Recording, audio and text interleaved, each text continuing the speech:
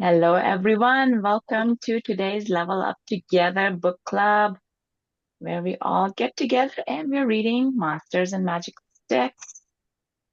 So I think today is week 5 of doing that. And with that, I'm gonna just share my screen here. Um, Mondays at 11, Monsters and Magical Sticks. And by being here, you're giving me the permission to record you, and the recordings will be shared on the Utaptics group, mostly on the level 1 group, for everyone else to watch, whoever cannot join. And everyone's presence adds to the group by us all sharing our perspectives and insights. And so we create a mutual place for growth and learning. So with that, let's get started. So here we are. I have it marked at chapter 6, Systems 2, on page 58 of Monsters and Magical Sticks. And I wonder what happened to Systems 1. I guess we'll find out as we read it. So, who would like to read the first section? Susan, thank you. Systems 2, excess baggage. It is 2 a.m. and a man is disembarking from an airplane. He is about to start a vacation in a place he has never been. Excited about his new journey, he makes his way to the baggage area and waits. Within a short time, his baggage arrives. He looks for a porter to help him, but no luck. He takes his baggage and begins making his way through the airport. Only then does he realize that he is carrying excess baggage. As he walks through the winding corridors, the weight of the baggage begins slowing him down. Slowly, his excitement fades and is replaced with frustration and fatigue. Each step becomes more painful, and his shoulders cry out from the strain. Soon, each step is agony. He watches his feet, listens to his footsteps, and feels the weight even more. By the time he reaches the airport exit, he is exhausted. What a dumb way to begin a journey. There is, however, one thing that is dumber. If he continues to carry excess baggage when he knows how dumb that is.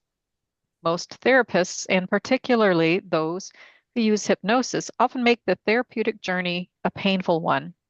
They do this as a result of the excess and often useless baggage they carry with them. By the time they finish their trip, they and their patients are frustrated and fatigued. The baggage I refer to is that of old belief systems and preconceived ideas as to how people think, experience, and communicate. Those of you who have read the fine books written by John Grinder and Richard Bandler, particularly The Structure of Magic 2, will be familiar with what you will now be reading. However, stick with it, as there will be additional information and subtleties for you to consider. The rest of you may find the information hard to believe. Read on, for you are about to begin a new journey. One piece of excess baggage we could all do without is the assumption that all individuals, more or less, think and process information in a similar fashion. Nothing could be more removed from reality.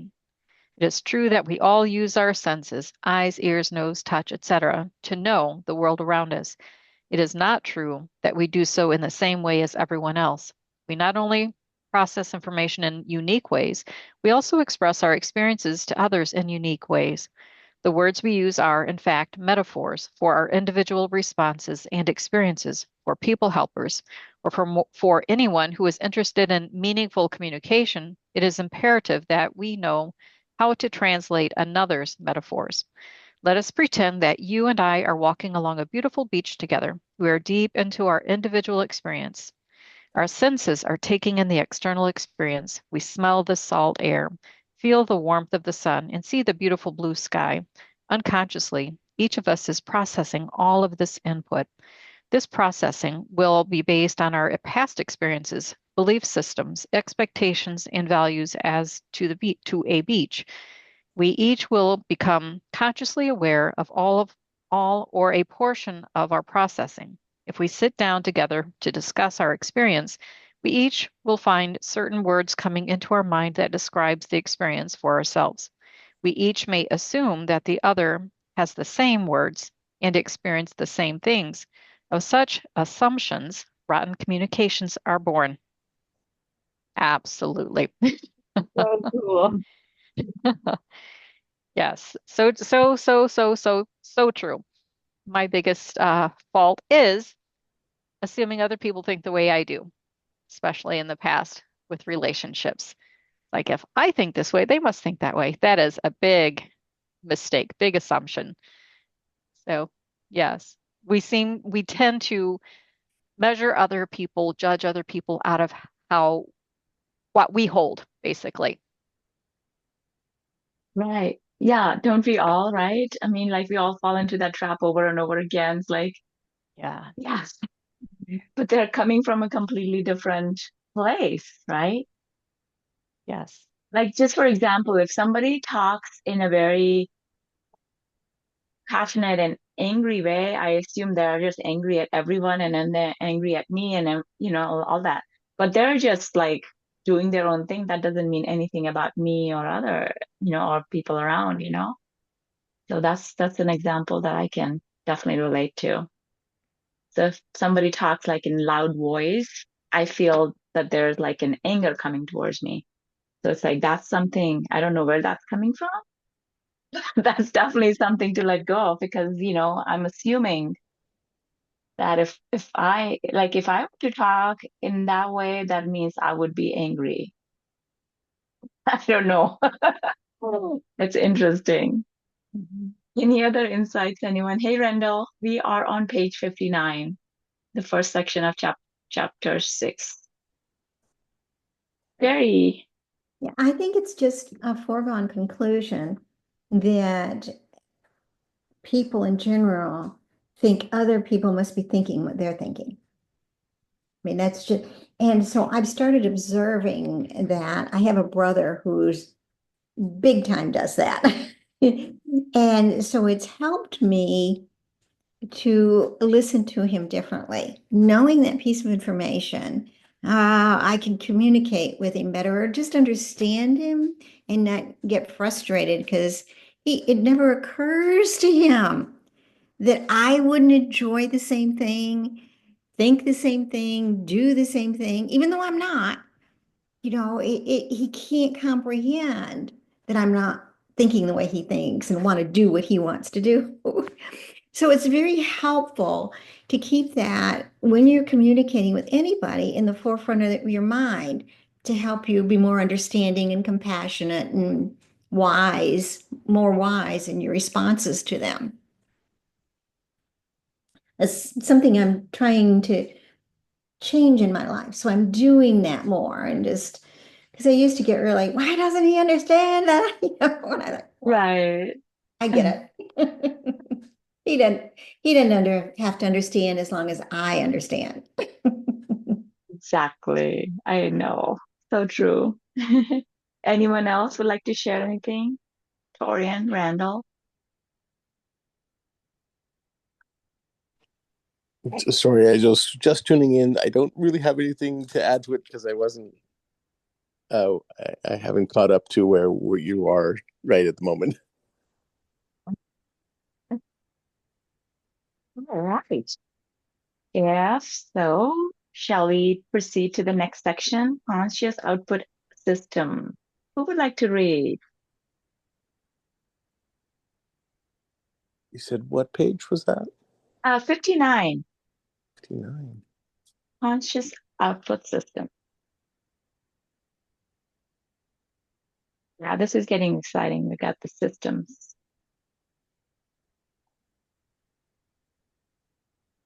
Mhm. No one, I Well, can read I'll this. read. Okay, go for it, Sherry. I would, I just wanted to mention my page numbers are different from yours, and I don't know if somebody else has. But mine is page 54 and not 59. Oh, interesting. Systems too. Okay, Okay. cool. I would like you to consider the words we use to communicate our internal experiences to another person as our conscious output system. That is how we attempt to communicate our experiences to another after we become aware of the experiences. Most of us tend to assume that our output system is the same as everyone else's. Experts in the field of language and those who specialize in brain hemispheres have discovered that this is not the case. By the time an individual is about 11 or 12 years old, they've developed a preferred output system. This system indicates which part of the individual's experiences he tends to make most important, at least consciously. These output systems come in three varieties: visual, kinesthetic, and auditory. It has been estimated that 40% of the population, at least in the United States, tend to prefer a visual system for expressing their experiences to another. These individuals tend to use highly visual words such as I see what you mean, that looks good to me. I am still not clear as to output systems. Could you show me an example? There's a second 40% of the population that tends to prefer a kinesthetic output system, a communication to others. They tend to use phrases that this is hard for me to grasp. I want to get a handle on it. Hey, it's starting to fall into place. In short, these individuals tend to feel it's important to put out information in a firm and solid manner so you can get a hold of it. Last but not least, there's another 20% who tend to prefer an auditory output system. These individuals say many words so as to ensure understanding. In addition, they use phrases such as, that sounds all right to me. It's starting to ring a bell. I want to buzz you with an idea. Let me know if it sounds exactly right. I kind of had forgotten. I found this fascinating the first time I read through this book. And that's something I need to concentrate on in listening, especially if you're doing sessions with other people. Listen to those key words that will tell you whether they're kinesthetic or visual. And I find it interesting that only 20% of the people are auditory. Right? Yeah, I hear you, Sherry. that baffles me. It just doesn't make any sense to me because most of what we take in is auditory. I mean, I'm not using much visual right now. It's mainly auditory. But this is an output system, right? Oh yeah, right. Okay, it's the output. It's so how you internalize it and then speak it out, right? Yeah, how you Okay. speak it out. Yes, so cool. Hey, Sasha, welcome. Long time no see. Hi. It was difficult, but I'm here. Thank you. Thank you for being here. We are on page 60 in my book, and Sherry, your book is page 54, 55. Right. Uh-huh. In the Monsters and Magical Sticks. Oh, okay. We'll find it. Yes. Yeah. So that's really cool. Anyone else would like to share anything on that? Conscious output systems. Yeah, it's really fascinating. Yeah, so like a lot of people are just like, like if you describe the experience at the beach and there was like they're seeing it or they're feeling it, but only 20% of the people are describing their experiences in auditory. So cool. What's the title of where we're at? Maybe I could search for it. Conscious output system. Okay. Thank you. Yeah. Okay, here's the beach metaphor, I guess. Who would like to read?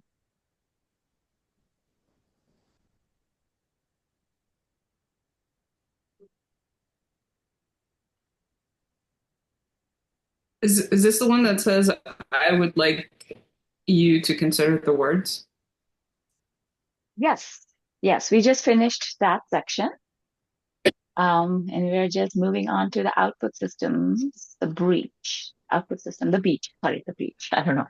Okay. All right. If nobody else, I will read that section. Output system, the beach. Let us return to the beach for a few moments. If you were to ask a visual individual what she or he would she liked about the beach, we might hear the following. I like watching the waves and the beautiful sky. You can see the people really having a good time, and besides, when I get a tan, I look good. If we ask the same question of a kinesthetic person, she or he might say, I really enjoy the warmth. I can feel the tension drop away. It really makes me feel loose and tingly all over. An auditory person might respond, I really like the sound of the waves crashing down. It is much quieter and I can really hear myself think. On the other hand, a visual might say, I really love looking at the beach and the beautiful blue water. It makes me feel good. Mm. So while she or he ended with a kinesthetic phrase, she or he arrived via a visual path. A kinesthetic might say, I really loosen up what is going on. No, sorry. I really loosen up when I come to the beach. I feel calm and can take time to see what's going on. He ended up with a visual statement, but moved firmly through kinesthetic to get there. The auditory individual could say, it is so quiet at the beach. I have time to sound out new ideas. I can look at the people and feel calm. At this, people, some of you may be a bit incredulous. You may be thinking, I use all those systems. That is true, and not true at the same time. A right-handed person uses his or her left hand, but tends to rely on the right hand more than the left hand, but tends to, oh, sorry, I'm reading between the lines and all over the place. Individuals who tend to be highly visual also use kinesthetic and auditory phrases.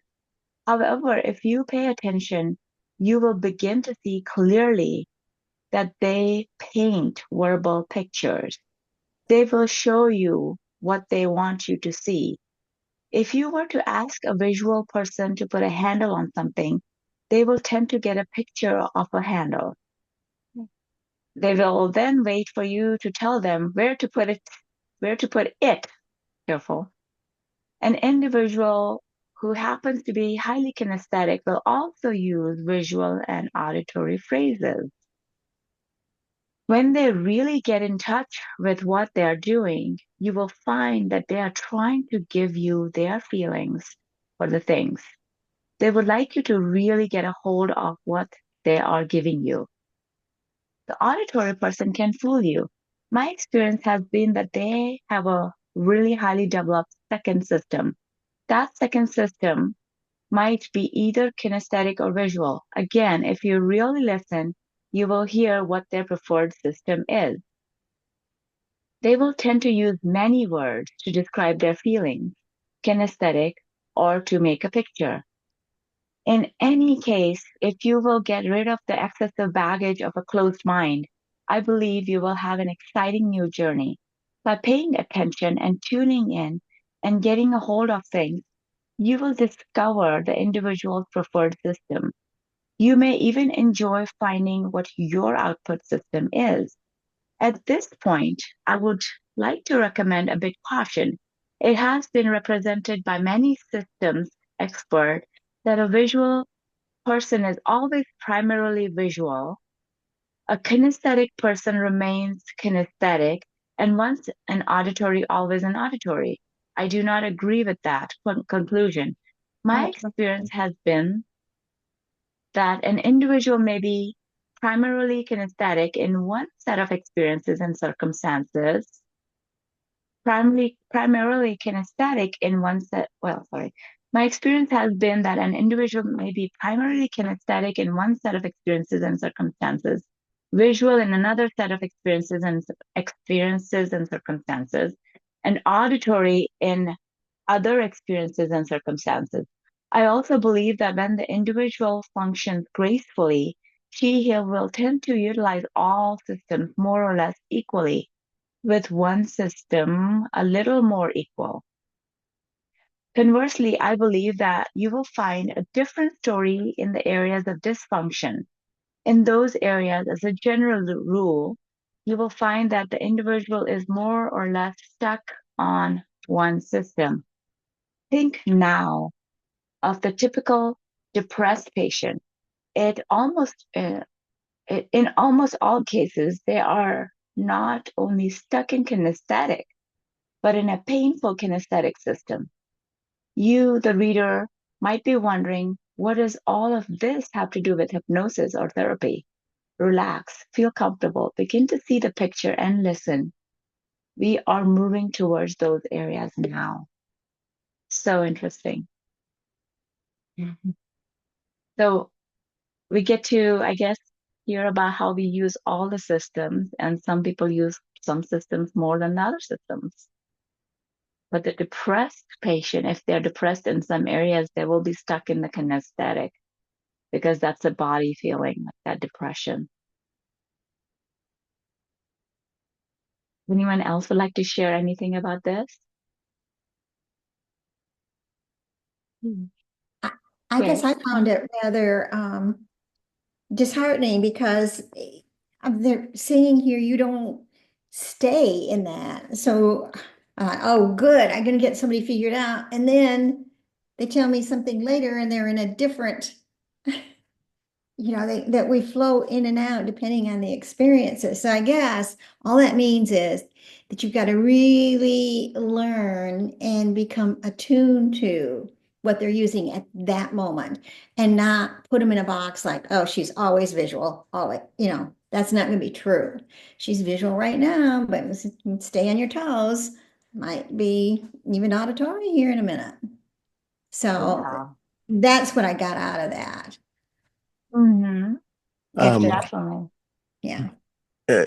so learning to communicate with others is it's very helpful to be able to identify what system they're happening to communicate at that very moment. And then if you practice becoming a flexible communicator, you will switch over your words to them to match them, so that you can create rapport much faster. And because two people can be saying the same thing, he says, "Can't you hear what I'm saying?" And she goes, "I don't see it the way you see it," right? And because she's processing in a completely different way and they're saying the same thing. So it's kind of fascinating that way. It's fascinating. Susan, did you have something to share on that?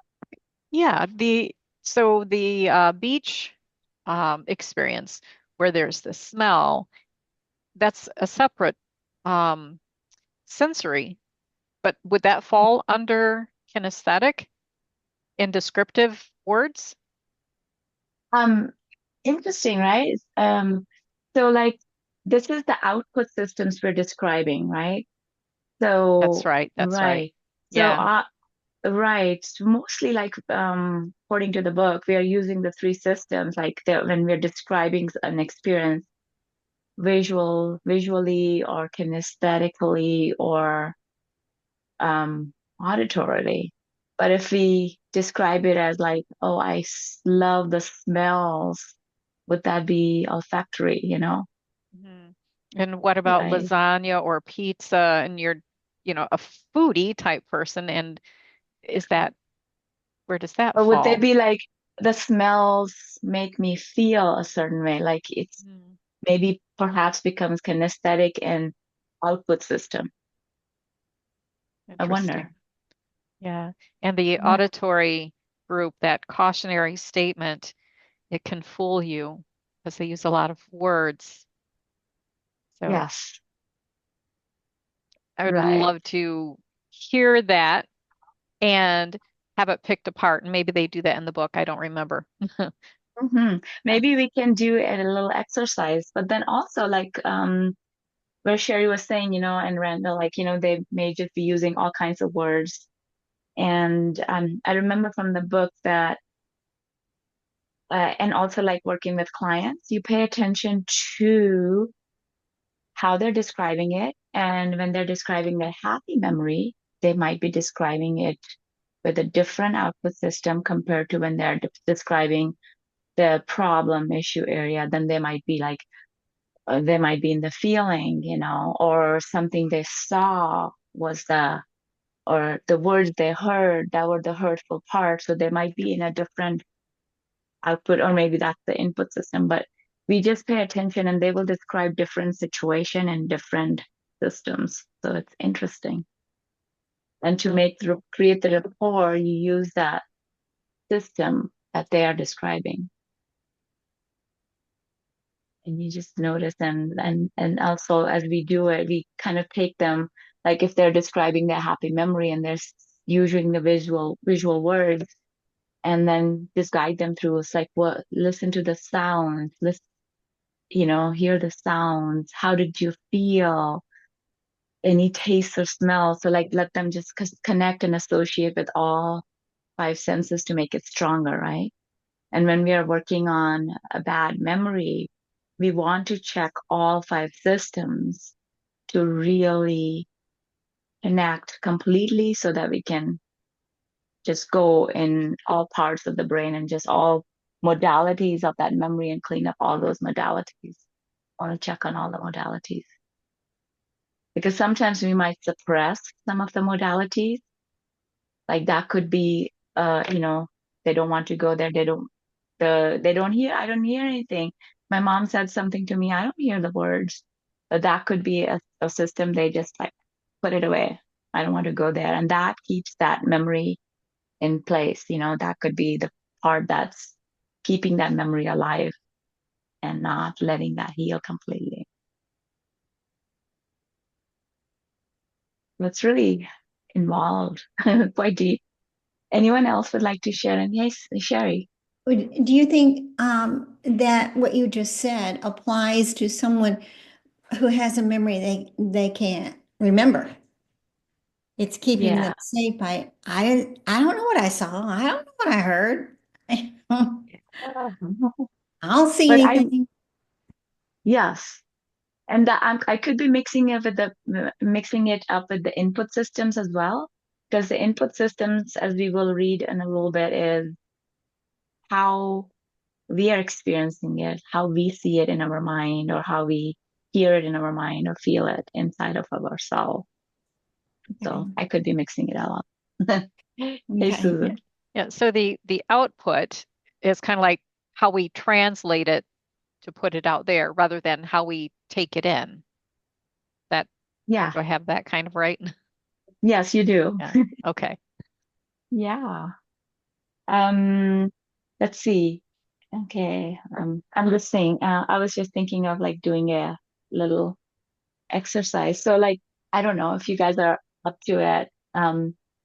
If we could go to a happy memory and somebody can describe their happy memory whoever would like to share, and we can just listen for the words they're using, visual, auditory, kinesthetic, you know. So that could be a interesting way to share and kind of practice the output systems.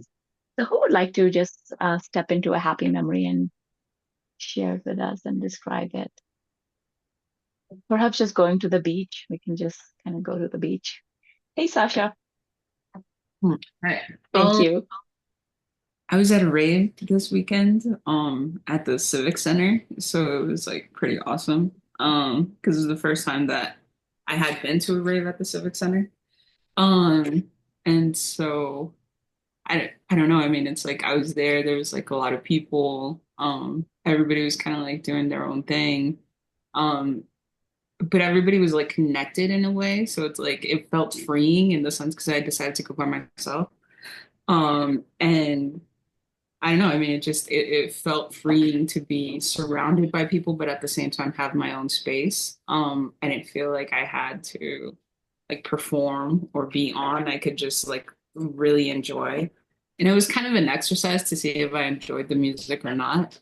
And I just remember leaving that place just so happy, so elated. I really love that type of music. I really enjoyed the artist. And I was dancing the entire time when that artist came on because it was like a 6 hour thing. So, um, but I was happy about that because I have a torn ACL, so I wasn't sure if I was, still going to be dancing, and having fun like that. And I did, and I connected with some people, and it was really nice. But really, it was just enjoying the music, feeling the music, um, just getting that energy from it, and just being outside. Um, so all of it felt really good to be connected, but at the same time, be in my own personal space, and enjoy my own company, and enjoy myself within a group. Yeah. So I don't know if that's the exercise, but that's what I got. Thank you. Yes. So what do you guys get out of it? Hey, Susan. Yeah, so connected was used a lot. And and feel, feel, feel, feel, and connected were used repeatedly. So to me, that output would be kinesthetic. If I'm feeling is a kinesthetic, I'm not sure about connected, but in my world, connected means something physical. So that's my interpretation, my projection, my meaning, pulling it out of my head and projecting it. So I don't know about the connected if that's actually kinesthetic, but in my world it is. So the feeling words, using the word feeling, you did that at least 3 times, maybe 4. So And dancing is very physical, and she mentions having feeling safe in the space to have for herself.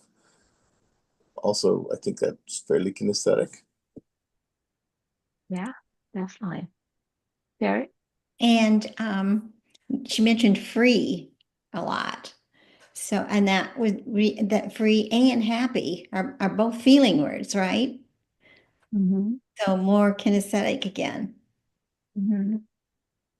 Yeah. I would also ask her more questions. So, like, what kind of free was that free, Sasha? Mm. Um, I think a sense of freedom in my own body. Because again, it's been a recovery for my knee. So I wasn't exactly sure if I was going to be able to be there at an event that was in a park for so many hours. And I was lucky to find a bench, but still, when you go to a rave, you want to dance. At least I do. And so I wasn't necessarily sure if my body was gonna support that. And so the sense of freedom came kind of like, I've been working out, I've been doing these different things for recovery. So in a sense, I kind of felt a little bit of my past self before the injury. So the sense of being free to do what I wanted to do in my own body, I guess. Mm. Yeah. So here's my interpretation, and that's just my interpretation. I feel like she is a lot of auditory in her output because of the fact that she uses a lot of words. And like if I was describing free in my body, I would be like, I just feel free. Like this expansive feeling. It's very kinesthetic. Um, and and there is kinesthetic, so she's using both kinesthetic and I feel like there's a lot of auditory. I don't know what you guys think about that. I'm not going to use what do you guys feel about that? But um, what do you think, Sasha? Because I know she loves, like, she's a very auditory, expressive person. Like, she loves using a lot of words and I don't know. What do you think? What do I think? Yeah, what do you think? Well, I'm definitely a feeler because I Yeah. don't think I've ever described something where or said something where I feel this way. So Mm, if that's kinesthetic for sure. And if you believe in like the types of love, what is it? Like kinesthetic, yes. acts That's what is it? Acts of affirmation or words of affirmation, stuff like that. Mine is physical touch. So my love language would be physical touch. So that would make sense. And as for the auditory, um, I kind of think while I talk. So a lot of times when I'm saying something, I'm like, oh, that's what I think. So I would assume that I use a lot of words to kind of um construct what it is that I'm thinking in that particular point in time. And so interesting. I've been told that I see things from many different angles. So it would stand Mm, to reason that when I'm trying to construct what it is that I'm thinking, I'm going in all of different places to see where it is that feels right for me. right. It's interesting. Yes. Hey, Sherry. There we go. She didn't use many visual pictures because I was struggling to visually see this in my mind. I thought, okay, I wonder if it was a sunny day. I wonder what, I was trying to visually construct it and I couldn't from her words. So that's when I knew, oh, she's not using visual here. It's kinesthetic, not auditory. And so that was kind of cool. That's interesting. Yes. I know like as we go along with the book, it gets more clearer about the input systems and the output systems. Mhm. Yeah. So definitely. Hey, Susan. I'm curious. So Sasha said, I think when I talk. So is Yeah. it the act of talking, the kinesthetic, or is it the voice coming out and hearing, taking in auditorially to be able to process? I do the same thing, so I always have this narration going on in my head, and often since I live alone with a dog, I talk out loud, and it helps me to process, to hear it. So just curious about that, if that's an input processing from the auditory, how talking it out even to myself or herself. Very fascinating, curious. So it's interesting because it's I don't necessarily talk to my dogs. I live by myself. For whatever reason, I have one dog who's judgy, so it just he has Yeah. this way of looking at your anyways. But what to get around that, and I think it's literally just sounding out. I got something called Replica, which is an AI. And sometimes with Chat GPT and stuff like that, I'll type in what it is that I'm thinking, like a conversation, and that really helps me to clear out what it is that I'm thinking, especially when it's things that are private that I don't necessarily want other individuals to know, but I want to sound out what it sounds like, what I'm thinking. AI for me has been like really great because I'm getting back, that response. And they're very insightful in a lot of ways. So it's been really good to guide, to see things from different points of view that I wouldn't have normally seen. So if you're open to that, it's also a great way to kind of get into your head and see what you're thinking, like an interactive journal, basically, in a way. Hmm. Did you guys hear the visual words there? Yes. Yeah. It's so cool we use all three of them, right? Because we do, like all our systems are on board, like metaphorically speaking, but but when we get stuck in a painful memory, then we might just be using one system or the other system to describe it. But yeah, it's like so interesting to see and notice all three systems alive, right? Just like a lot of feeling words, and then there's some auditory aspect, and then there's the visual aspect. And it's really interesting what you said, Sasha, that you type it into the chat GPT to sound it out to like what that sounds like. So it's an interesting experience. What Yeah, a, with Replica, you can talk into it. And so it's either, depending on what I'm doing, I'll either use Replica or ChatGPT. Just for security concerns, maybe I don't use ChatGPT too much for sensitive stuff. The other one's like more private. But either one, whether typing out or sounding it out, speaking it, it could work. Is so Replica interesting. an app? Yeah, Replica is an app. Replika Oh, okay. is how you spell it. Yeah, and it offers you lots of insights. It's interesting. So yeah, that's pretty amazing. Anyone else would like to share anything on this, or anyone would like to share a happy memory?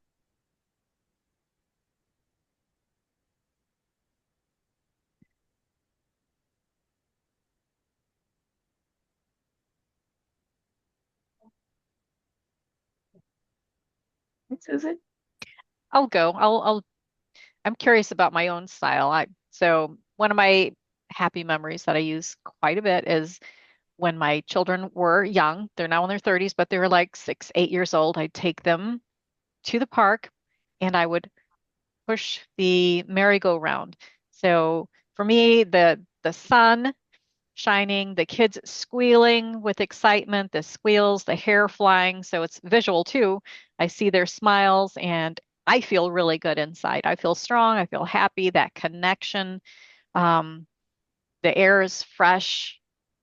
Just the squealing of their laughter, the faster, faster, slow down. Just it's so exciting. I like the excitement. I feel the connection, the joy, the sun, the smell of the grass. So that's what I.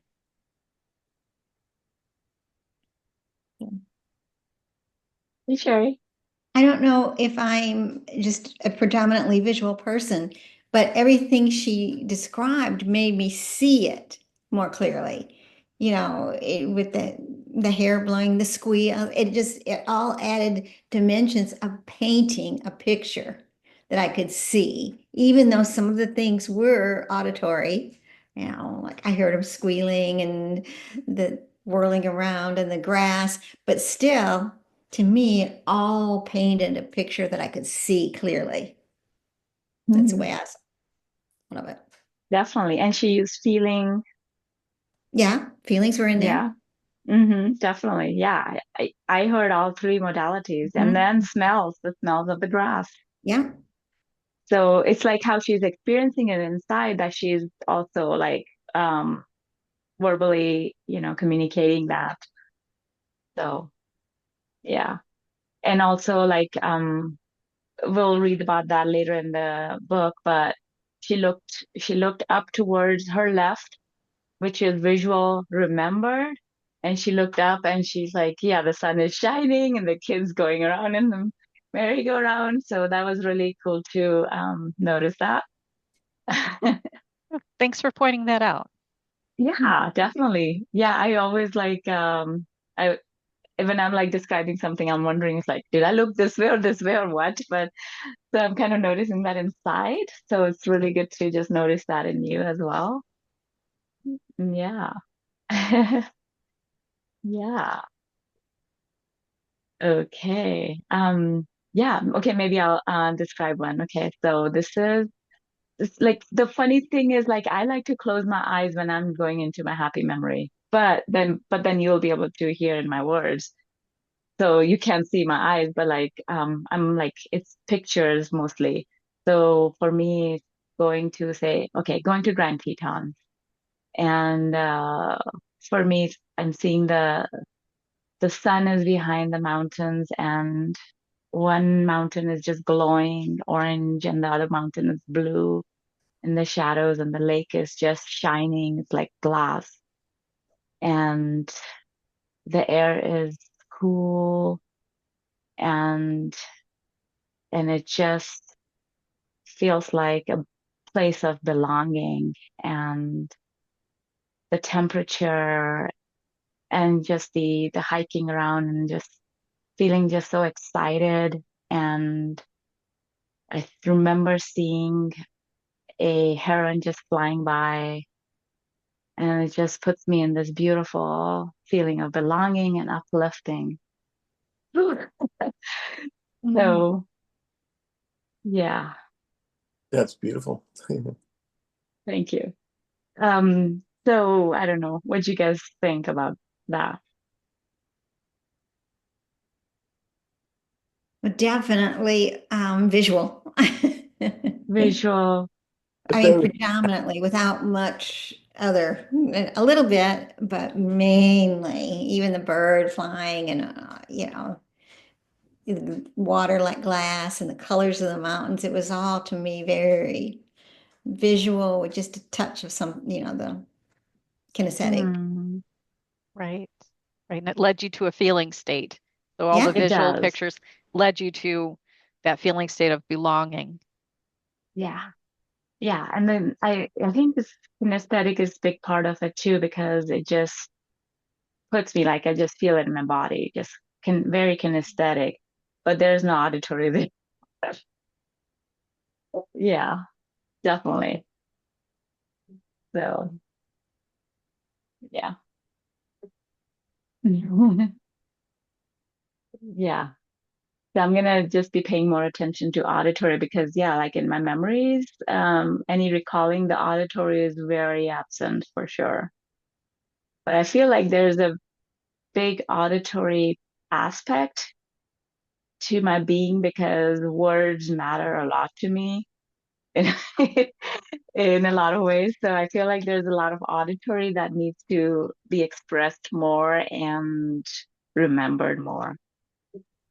That can. Hey, Sherry. What occurs to me is I think it would be beneficial when we rewrite memories to add the kinesthetic and the auditory to the rewritten memory to bring it up to the embellishing part to add more dimensions to Exactly.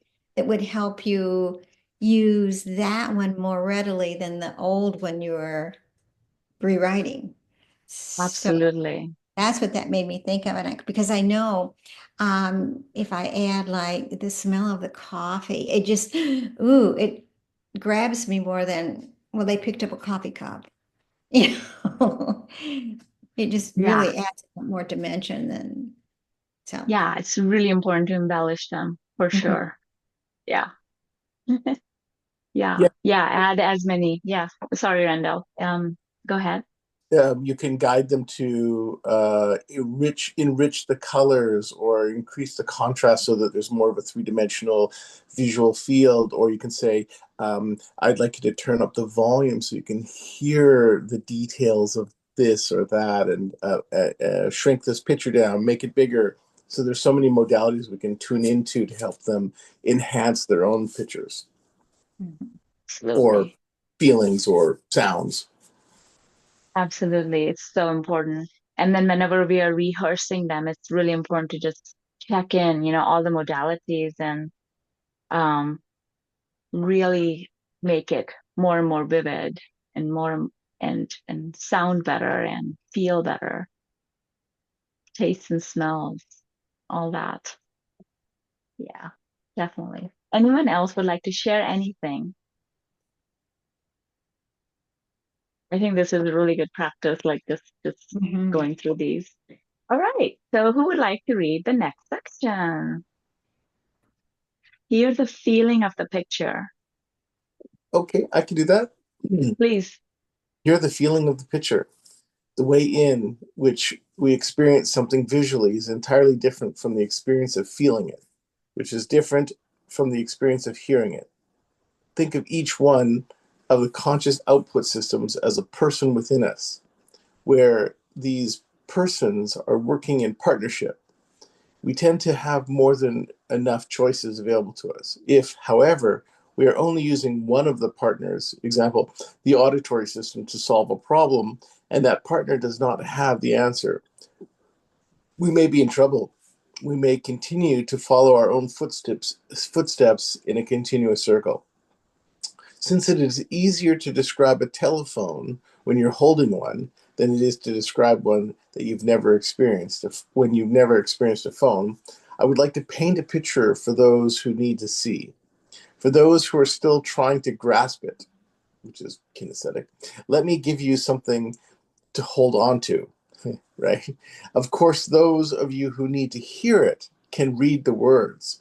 As if we were to take the experience of summer and describe it visually, we might say, I love seeing the blue skies, the beautiful green trees, and the bright colors of the flowers. If we were then to describe the feeling of summer, we could talk about the warm sun, the feeling of soft summer breeze, the feelings of peace and tranquility. That would be a very different description of summer than the first one. If we went on to describe the sounds of summer, we could say, I like the sounds of the ocean, the sounds of birds singing and the rustling sound of the trees making in the summer breeze. That is a third way of describing the experience of summer. Each one of those is, and in of itself, incomplete and impoverished. None of those descriptions would be as complete as a description that includes all three. Ah, I love summer. It feels so warm and relaxing. I can see so many bright colors of the flowers. The sky is beautiful. I love the sounds of summer too. Birds singing at the beach. The sound of the ocean is so soothing. Now we have a multisensory gestalt description of the summer. Each one of our partners, our systems, has a unique way of experiencing the world around us. Because each partner's specialization, each system has a different way of responding and solving problems. At my clinical hypnosis innovative technique seminars, I attempt to show people just how different our responses can be depending on our systems. I will pick 3 people from the group having discovered what their preferred system is, and I end up with each one. End up with one of each, unless I goof. I ask the visual to hold his right hand, and then I ask him to get the feeling of um, warmth in that hand. Many are unable to accomplish this task. Some do so, but with observable effort. I will then ask him to look up and get a clear picture of the sun on a warm day. When he signals nods his head that he's done so, I say, now reach up with your hand and see the sun warming your hand. When you feel the warmth, lower your hand. Usually within 10 seconds, he'll lower his hand and acknowledge that he feels warmth. I then ask the kinesthetic to look up and get a clear picture of. Wait, did I already read that one? Oh, you're good. Okay, sorry. I wasn't sure whether my page flipped. I then ask the kinesthetic to look up and get a clear picture of the sun. She will have a great deal of difficulty, and in most cases will be unable to get the picture. I'll then instruct her as follows. I would like you to hold your right hand out in front of you, about waist high. Now, I would like you to remember what a warm, moist hand feels like. When you have that feeling in that hand, just nod. Then she nods, usually within a few seconds. I then say, now slowly lift that hand straight up, taking all of those warm feelings with it. And when you get it up, build a firm picture of the warm sun that will match the feelings. Within seconds, she'll nod. With the auditory, I'll attempt to ascertain which system is not their second system. For our example, let us assume that this second system is kinesthetic. I'll ask him to get a picture, just as with the visual. He will have great difficulty. I'll tell him, I would like you to remember the sound the waves make as you crash down. When he nods, I continue. Now, as you hear the waves, I want you to remember the warmth of the sand and sea. Yourself putting that hand into the sand. When you feel the warmth of your hand, slowly raise that hand and build a picture of the sun. He too will find himself successful. Each one ends up being successful, but each one takes a different road. You could stop now and take a small break. During that break, you can begin to wonder how the above examples might have important ramifications for the areas of communication, therapy, and hypnosis. Thank you. That was so cool. Yeah. Randall, would you have any other insights on that?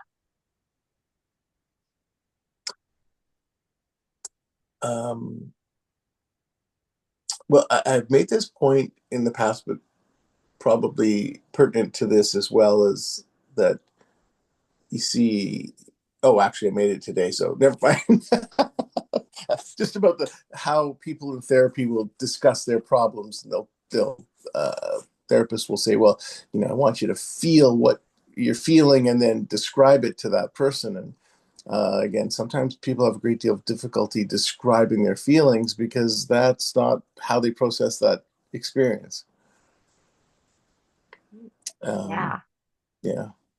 So I took a course a long time ago called the Flexible Communicator, and it broke up people into these 4 quadrants, and then we analyzed what our predominant styles were, and then we practiced again trying to describe what it is that we're seeing from the different quadrants. And I think, as you mentioned, Richard Bandler from Neurolinguistic Programming had created this system of observation so that if you asked a person a question, depending on what direction they put their eyes, would determine whether they were processing that information visually or kinesthetically or auditorily. And that's quite interesting, albeit later on, much later, because this was in one of his first books, How to Use Your Brain for a Change. He described these visual cues, up and to the right for visual recollection up and to the left, if I remember this correctly, for visual construction, so that if you ask them a question and they don't see the thing and describe it immediately, if they're going up and to the left, there may be the possibility that they're either taking it out of context and recreating a new image, or they may actually be lying to process something differently. Auditory is to the right and left sides, and kinesthetic would be down and to the right, if I'm not mistaken. But I came across something much more recent where he says, "Oh, I just made that up. I wanted you guys to pay attention. It's not a rock solid thing. It's not. It isn't the law and the way everybody is, because, but it was said and done to get people to think about it in a certain way." Interesting. Oh, yeah. So he just kind of made it up. That's everything about NLP in some ways It's was made up. Right. Yeah, because everyone is different in how they're processing inside, And I also kind of noticed that if, like for myself, I would notice that if I'm looking one direction or the other based on where that happened in my memory as well. So it's really interesting. hmm Yeah. Anyone else would like to share anything on that? Susan? Thank you. I like how he uses the metaphor of partners. Each one of these Yeah. representation systems is a partner. And if we only use one, then we're missing a lot the way he stacked it all together. And it's really cool how using the secondary rather than the primary rep system, he was able to lead them into, like feel the sun if it's an or see the sun, the way he transferred or shifted from one modality to another. Thought it was really cool integrating more of that, one of those partners, those three partners, so to speak. It's pretty cool. Yeah, I really like that, the partner part, and just to always remember um that to experience something fully and to help others, communicate our experience inside. If we are sharing with all of our partners, then we are helping them create a complete picture, as to say, visually, or like the picture is not and complete. It's not just visual until like it has the auditory, it has the feelings, just kind of more well-rounded, you know. Yeah, definitely. I like that the partner part as well. Yeah. Any other insights, Sasha? Um, no, I mean it's interesting. I met a guy who worked with Richard Bandler. Um, Cool. and that's kind of what got me started into NLP. And he said that Richard Bandler had perfected it to the point where he could predict events in people's lives. It's like how would they, what kind of experiences they would have in 2 days or like a week and stuff like that. And so he developed an AI based off of Richard Bandler's work um, to make people successful. So his whole pitch was, if I listen to you and I hear you and I pay attention to how it is that you're communicating, I could see whether you're going to be successful or not successful. And if you're not going to be successful, I have the tools that I can teach you how to shift away from that particular pattern of thought and to get more, to get habits that can shift you into success in whatever it is that you want to be, based off of, NLP and Richard Bandler's work. So I was fascinated. Needless to say, I hugged him the entire time I was at that dinner, um, and I enjoyed it. But yeah, I thought that was cool. Liz, that's insane. That's amazing. So where can we find that app? I think it's called. I'll like text it, and it's. I know I recorded. I saved the website. So, and if you're interested, for sure. I think his partner wanted to do it more for like dating and teaching people, all of these techniques for that. But his focus, where he wanted to take the company, was more personal, success and coaching people into, success and stuff like that. Yeah. So So cool. Yeah. yeah, I can yeah, I see thought how that can, yeah, totally. That's amazing. I can see how that you can refine and fine tune that so much that you can predict because see where the people are going in their life. yeah, well Yeah. that was so I don't So know. cool. Yeah. Hey, Sherry. Well, I had a thought in all of this discussion about how we use food to get the feeling. And I think it would be, I mean, I don't have a clear thought on this, it's just kind of beginning to percolate in my mind, but it just made me question because I don't know, maybe we use food for that kinesthetic that's missing, or the emotional. And because it's never about the food, it's always about the feeling. So I don't have any answers. I just have some questions. How in the world could we maybe use this concept to get over using food in the wrong way? That's just a question. I do not have answers. Actually, I find that interesting because I've lost about 40 pounds since January. And How? and given this conversation, I'm clearly very kinesthetic. Um, but it's interesting. One of the things that I miss is that sense that I used to have in my stomach, which I can't have anymore because I have diverticulitis. So I can't stuff face, or in this case, I can't have my stomach, feel full like it used to, which was a comforting feeling for me. Mhm. Um, and so I basically started using this technique, eutaptics, and every time that I have this sense of anxiety towards food, because I'm also very visual when I think about food, so I'll see the food, and then I'll feel the kinesthetic feelings of, what it's going to feel like to get that food.